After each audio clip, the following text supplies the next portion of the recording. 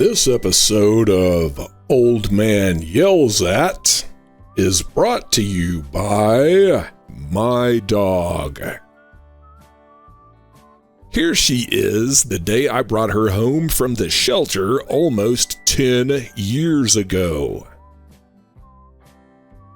And here she is just the other day when I brought her home from the vet after spending $350 on her annual checkup.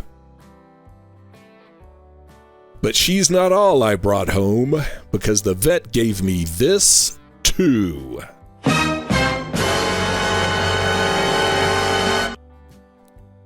So apparently a very naughty dog hasn't been brushing after meals for a long time because they have 2 bad teeth and some other things that are going to cost almost $800 to fix.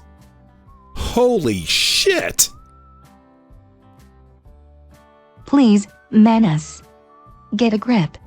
You're embarrassing yourself. I've literally never brushed my teeth for 2 very important reasons. Oh yeah, Smarty No Pants? What? What? What are the 2 reasons? This should be good. Well, Manny, I'm a dog, and I don't have opposable thumbs. Well, you ever hear of rubber bands and determination? Oh my god, I'm out. I'm lucky, because it might hurt a bit, but one way or another, I will scrounge up the money and Pickles will get her chompers fixed. But for many people, that's $350 for annual care is more than they can manage, let alone another $800 on top of that. And that's really bad for everybody. You know, way back when I was in school, I worked as a telephone crisis counselor. So when you go through the training, they always tell you that when you get to the de-escalation part, you should remind the callers of their positive connections. I learned early that you have to be really careful when you ask about family and friends, because those connections are just as likely to be negative as they are positive. And that's why I always asked about pets first. I never got a bad reaction asking anybody about pets.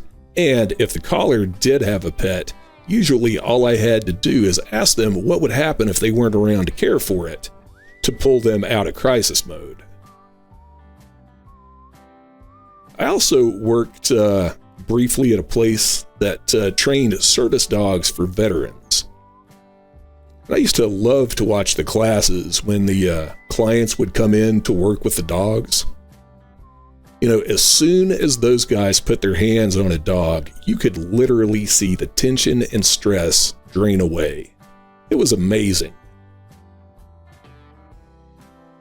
According to a recent survey conducted by the American Psychiatric Association, about 86% of pet owners say their furry friends have a positive impact on their mental health.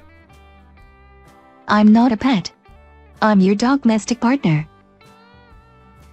Yeah, and I'm talking about animal companions in general. They're not all dogs. But I guess context is for cats.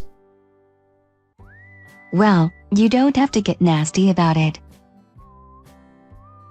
So according to the survey, a large portion of pet owners cite stress reduction, unconditional love, and friendship as benefits of keeping a pet.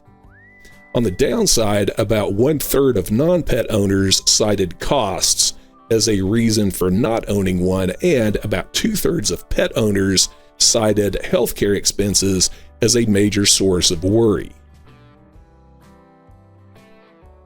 You know, pets make better people. I know I am a much better person for having shared the last 25 years with these 2 critters.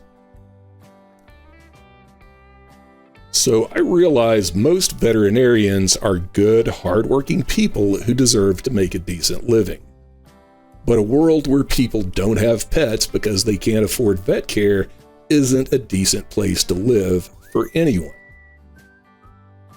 I don't know what the ultimate solution is, but I think we can do better than whatever the market will bear, because that leaves a lot of pets and their peeps out in the cold.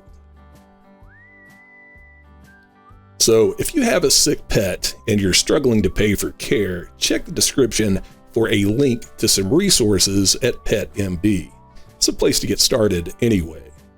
And if you have the means to help others, please consider supporting the animal welfare nonprofit of your choice.